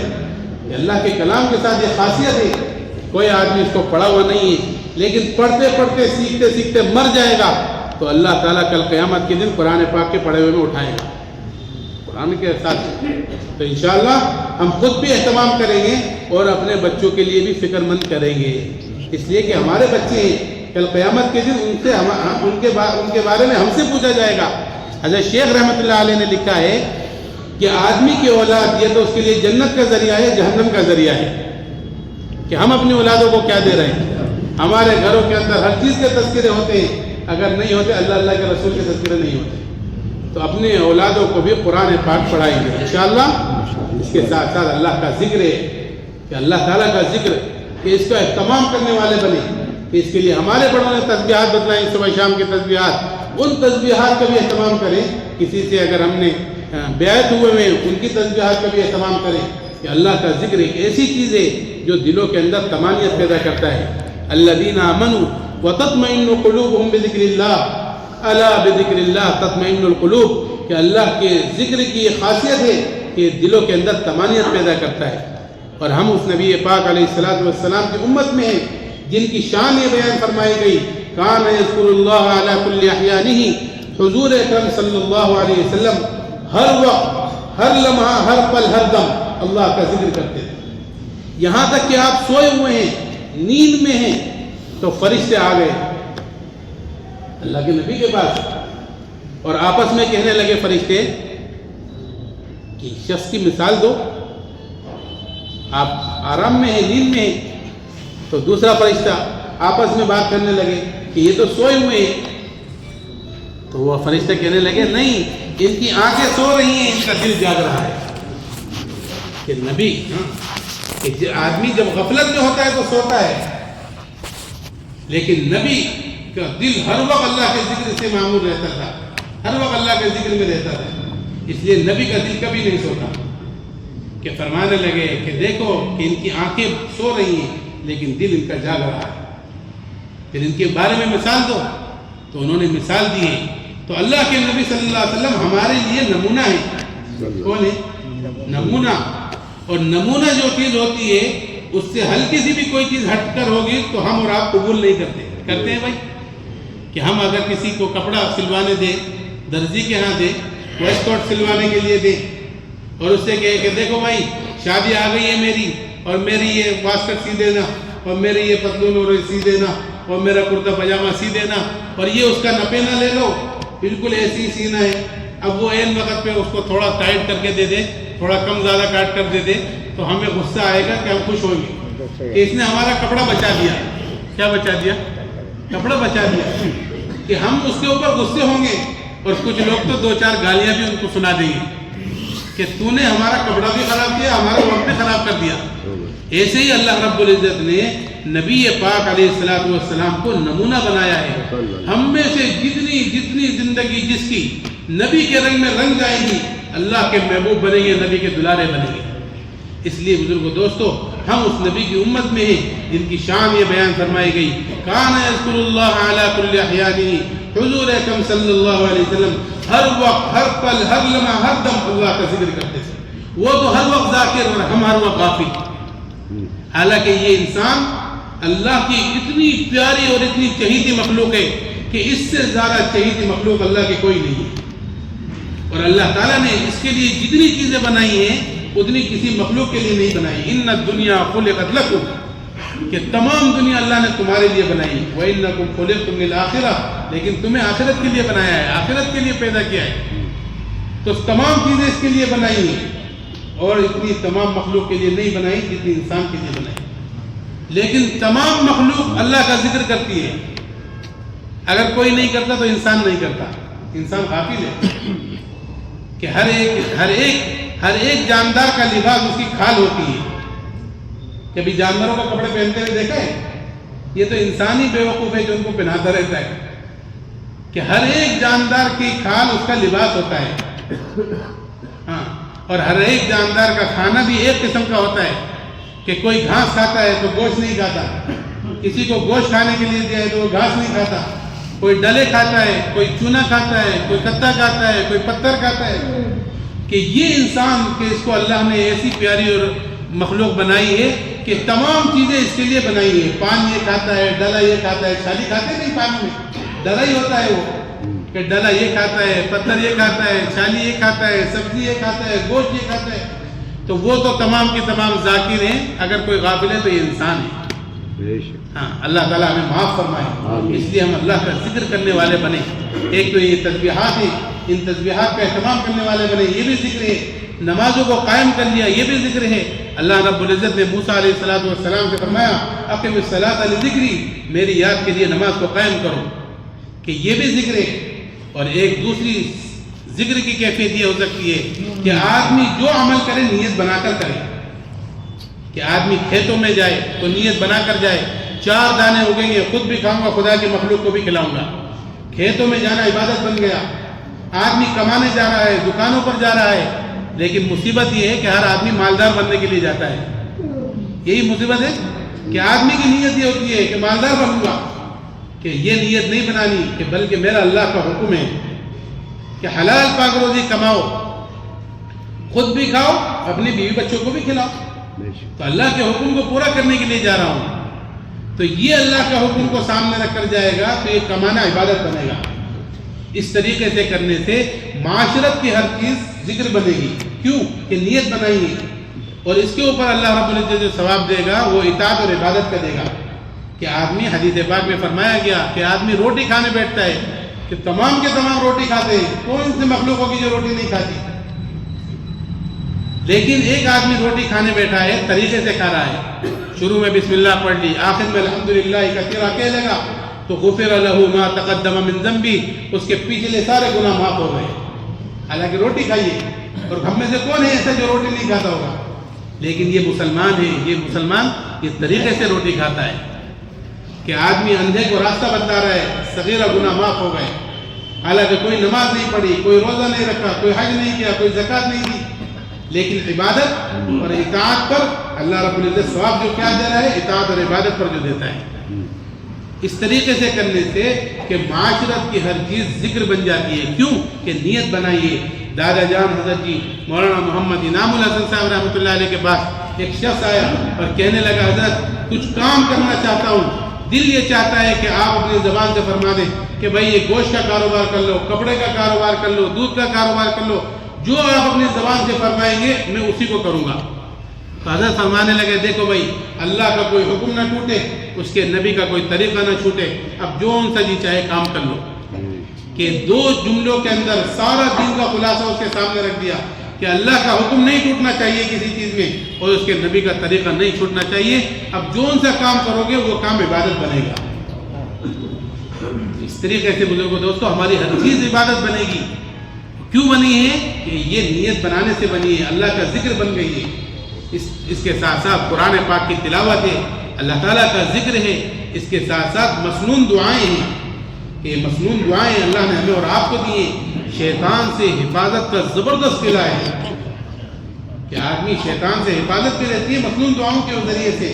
کہ ایک آدمی گھر سے نکلتا ہے مسنون دعاؤں کے ساتھ نکلتا ہے, بسم اللہ توکلت علی اللہ لا حول ولا قوت الا باللہ, تو فرمایا گیا ہدیتا وکفیتا ووقیتا کہ تجھے ہدایت دی گئی, تیری کفایت کی گئی اور تجھے حفاظت میں لے لیا گیا. حالانکہ چند جملے ہیں, بسم اللہ توکلت علی اللہ لا حول ولا قوت الا باللہ. تو یہ گھر میں داخل ہو رہا ہے, اللہ کا نام لے کر داخل ہو رہا ہے, قل هو اللہ پڑھ کر داخل ہو رہا ہے, درود شریف پڑھ کر داخل ہو رہا ہے, ہاں اللہ کا نام لے کر داخل ہو رہا ہے, تو برکت کا ذریعہ بنے گا. ہاں شیطان کہے گا کہ اس گھر کے اندر اللہ کا نام لے لیا گیا, بسم اللہ پڑھ کر دروازہ بند کر دیا گیا, ہمارے لیے اس گھر میں کوئی ٹھکانہ نہیں ہے. لیکن اگر نہ بسم اللہ پڑھی, نہ گھر کے دروازے کو بند کرتے ہوئے پڑھی, نہ بسم اللہ کھانے کے وقت پڑھی, تو وہ تمام کو بلا لیتا ہے, آ جاؤ آ جاؤ آ جاؤ, یہاں آ جاؤ, یہاں رہنے کا ٹھکانہ بھی ہے, یہاں کھانا بھی ہے. میں نے شروع میں بتایا کہ کھانے پہ بسم اللہ پڑھنا بلا دیتا ہے, تو وہ کہتا ہے کہ یہاں ہمارے لیے رہنے کی بھی جگہ ہے, یہاں ہمارے کھانے کا بھی انتظام ہے, تمام کو بلا لیتا ہے. تو اس لیے بزرگوں دوستو یہ مسنون دعائیں ہیں. ان دعاؤں کا اہتمام کہ چلتے پھرتے اٹھتے بیٹھتے کوئی نہ کوئی اللہ کا نام ہماری زبانوں پر رہے, کہ ہمیں فرمایا گیا ہے, بتلایا گیا ہے, ہمیں لکھ کر دیا گیا ہے.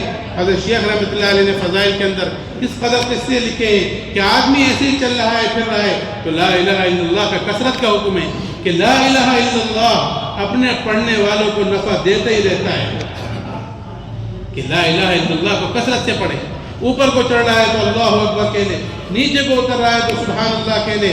ایسے ہی جب چلتے پھرتے جب آدمی اللہ کا ذکر کرے گا تو موت کے وقت اللہ کا نام زبان سے نکلے گا, اور موت کے وقت اللہ کا نام زبان سے نکلے گا تو خاتمہ صحیح ہوگا. اسی خاتمے کو صحیح کرنے کے لیے ساری محنتیں, ساری جدوجہد ہے کہ ہمارا آخری دم درست ہو جائے. اس لیے کہ حدیث پاک میں فرمایا گیا من کان آخر کلامی لا الہ الا اللہ دخل الجنہ, کہ جس شخص کا آخری کلمہ لا الہ الا اللہ ہوگا وہ جنت میں داخل ہوگا. پکی ٹکی بات. لیکن کب؟ جب زندگی میں اللہ کا نام لینے کی مشق کریں گے. اور اگر خدا نہ خاصہ زندگی میں غفلت رہی تو موت کے وقت بھی قانوناً غفلت رہے گی. تحشرون کما تموتون, جیسی زندگی گزارو گے ایسے مرو گے, اور جیسے مرو گے ایسے اٹھائے جاؤ گے. اور تموتون کما تحیون.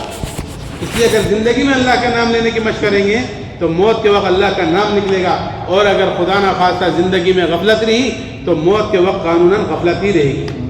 ایک حدیث پاک میں فرمایا گیا ایک آدمی حج کو گیا اور لبیک کہتا کہتا مر گیا, کل قیامت کے دن اٹھے گا تو لبیک کہتا کہتا اٹھے گا. وہ یہ سمجھے گا کہ میں میدان عرفات میں ہوں, بعد میں پتہ چلے گا میدان محشر ہے. اس لیے بزرگوں دوستو اپنی زندگی کے اندر اپنی زندگی کی قیمت کو پہچاننا کہ اللہ نے جو مجھے اور آپ کو جو زندگی دی ہے یہ نہایت مختصر ہے, نہایت قیمتی ہے, اور اپنے مقصد زندگی کو سامنے رکھا جائے گا کہ اللہ نے ہمیں ایک مقصد دیا ہے کہ وہ کیا ہے کہ اللہ کا نام لیا جائے, اللہ کی عبادت کی جائے. ایک ضروریات زندگی ہوتی ہے, ایک مقصد زندگی ہوتی ہے. لیکن آج کا یہ انسان جتنا ضروریات زندگی کے پیچھے پڑا ہوا ہے اتنا کسی چیز کے پیچھے نہیں پڑا ہوا ہے. کہ ضروریات زندگی کیا کہ دکان ہے, مکان ہے, سواری ہے, کپڑا لتا ہے, بیوی بچے ہیں, یہ ضروریات زندگی کہلاتی ہے. کہ آج کے انسان کی تمام محنتیں انہی چیزوں کے اوپر لگی ہوئی ہیں. کہ میری دکان اچھی ہو جاوے, میرا مکان اچھا ہو جاوے, مجھے سواری اچھی مل جاوے, میرے کپڑا لتا اچھا ہو جاوے, اور مجھے گھر والی اچھی مل جاوے, کہ تمام کے تمام اسی کے پیچھے ہو رہے ہیں. اور کوئی منع نہیں ہے, ضرور کرو, لیکن اس کے ساتھ ساتھ کہ میرا ایمان اچھا ہو, میری نماز اچھی ہو, قرآن پاک کی تلاوت اچھی ہو, اللہ تعالیٰ کا ذکر سب سے اچھا ہو جا, میری زندگی میں دین آ جائے. اس کی فکر پہلے ہو جائے, اس کی فکر بعد میں ہو جائے. ایسے ہی اپنے بچوں کی طرف سے فکر مند آدمی ہوتا ہے کہ میرے بچوں کے اندر یہ تمام چیزیں آ جائیں, کہ ہر انسان کو یہ فکر ہے کہ میرے مرنے کے بعد میری اولاد کا کیا ہوگا. یہ فکر نہیں ہے کہ اولاد کے مرنے کے بعد اولاد کا کیا ہوگا, اس کی فکر ہے, پوچھا جائے گا. اس لیے ہر انسان یہ کوشش کرتا ہے کہ میرا بچہ اعلیٰ ڈگری ہولڈر ہو جائے, میرے بچے کی اچھی تنخواہ ہو جائے, اچھی ملازمت لگ جائے, کہ ضرور کوشش کرے, کوئی منع نہیں. لیکن اس کے ساتھ ساتھ اس کا ایمان اچھا ہو, اس کی نماز اچھی ہو, قرآن کی تلاوت کرنے والا ہو, اللہ کا ذکر کرنے والا ہو, اس کے اندر دینداری سب سے اچھی ہو جاوے. اس کی فکر بھی کرنی ہے. اس لیے کہ ہم میں سے ہر ایک سے اپنے بارے میں بھی پوچھا جائے گا, اپنے ماتحتوں کے بارے میں پوچھا جائے گا. قوا انفسکم واہلیکم نارا, اے ایمان والو اپنے آپ کو, اپنے گھر والوں کو دوزخ کی اس آگ سے بچاؤ جس کا ایندھن انسان اور پتھر ہے, کہ ان کے بارے میں پوچھا جائے گا.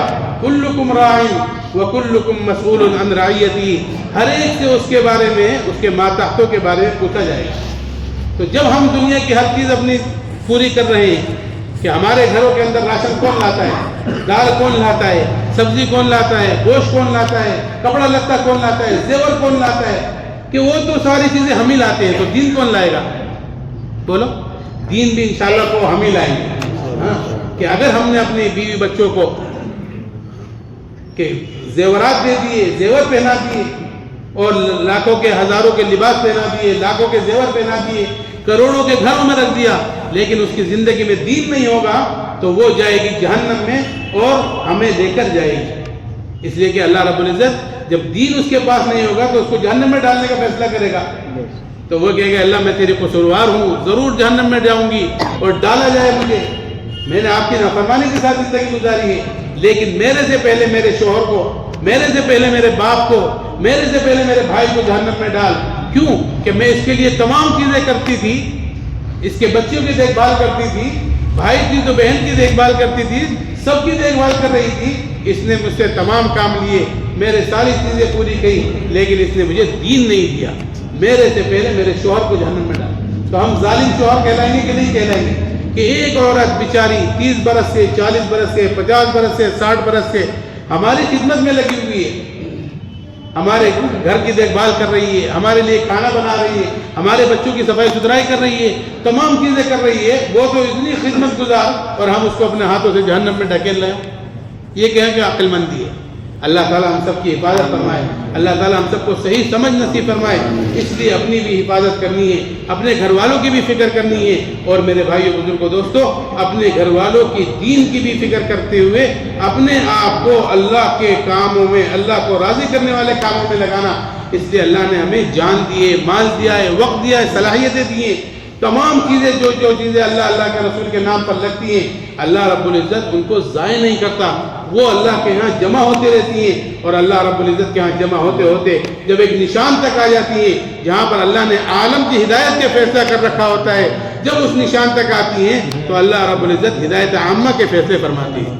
اس لیے ہم اور آپ یہ نیت کریں کہ انشاءاللہ اللہ تعالیٰ نے مجھے اور آپ کو جان بھی دیا ہے, مال بھی دیا ہے, وقت اور صلاحیتیں بھی دی ہیں. ہر ایک چیز کے بارے میں پوچھا جائے گا کہ اللہ نے جان دی ہے تو جان کی ایک ایک سانس, مال دیا ہے تو مال کی ایک ایک پائی, یہ امانت ہے. امانت کے بارے میں پوچھا جائے گا کہ ہم نے تمہیں دیا ہے, تم نے کہاں خرچ کیا. تو اس لیے کہو کہ انشاءاللہ وہیں لگاؤں گا جہاں پر اللہ نے خرچ کرنے کا حکم دیا ہے, کہ خرچ کرنے کی جگہ پر لگاؤں گا. کل قیامت کے دن پوچھا جائے گا کہ 5 سوالوں کا جواب دو, پھر آگے جانا. ان عمرہ فیما افنا, اپنی عمر کو کہاں ضائع کیا. وعن شبابہ فیما ابلاہ, جوانی کس چیز میں خرچ کی. وعن مالہ من این اکتسبہ, اچھا مال کہاں سے کمایا. وفیما انفقہ, خرچ کہاں کیا. اس سے کیا پتہ چل رہا ہے کہ ہم کمانے میں بھی حکم کے محتاج اور خرچ کرنے میں بھی حکم کے محتاج, کہ اللہ نے جہاں سے کمانے کو کہا ہے وہاں سے کمائیں گے, اور جہاں خرچ کرنے کو کہا ہے وہاں خرچ کریں گے. صحابہ اکرام رضوان اللہ علیہم اجمعین کماتے تھے اور اپنی کمائی کو لگاتے تھے کہ کیوں کہ ایک پر اللہ کے ہاں سے نہ جانے کتنا ملے گا. مثل الذین ينفقون اموالهم فی سبیل اللہ کمثل حبۃ انبتت سبع سنابل فی کل سنبلۃ مئۃ حبۃ. ایک پر 7 لاکھ مل رہا ہے. کتنا؟ 7 لاکھ مل رہا ہے. عبد الرحمن بن عوف رضی اللہ عنہ کھڑے کھڑے کتنے ہزار درہم کھڑے کھڑے صدقہ کر دیتے تھے, کھڑے کھڑے لگا دیتے تھے. سیدنا ابو بکر صدیق رضی اللہ عنہ نے ساری جان سارا مال لگا لیا. سیدنا عمر رضی اللہ عنہ نے آدھی جان پوری جان آدھا مال لگا دیا. اللہ نے ہمیں بھی وہی جان مال دی ہے. ہم بھی انشاءاللہ کو کہ ہم بھی لگائیں گے, مشورے سے لگائیں گے. جہاں کا مشورہ ہوگا انشاءاللہ وہاں لگائیں گے. پوری جان لگانے کی بات آئے گی تو پوری بھی لگائیں گے, آدھی جان لگانے کی بات آئے گی تو آدھی بھی لگائیں گے. جتنا وقت ہم سے مانگا گیا انشاءاللہ وہ بھی لگائیں گے کہ اللہ نے ہمیں 4 مہینے دیے ہیں, وہ انشاءاللہ 4 مہینے صبح میں لگائیں گے انشاءاللہ. اس کا اظہار کرو کہ میں انشاءاللہ میں تیار ہوں. اللہ نے جو مجھے چیزیں دی ہیں میں انشاءاللہ لگاؤں گا کہ ہماری آنے والی نسلوں کی دین ایمان کی بھی حفاظت ہمارے انشاءاللہ یقین بڑھنے کا ذریعہ بنے گی. اس کے لیے فرماؤ بھائی کون تیار ہے کہ میں اپنی ذات سے تیار ہوں لگانے کے لیے. اللہ تعالیٰ تمہارے اس بیٹھنے کو قبول کرے. کھڑے ہو جاؤ. ماشاءاللہ ماشاءاللہ.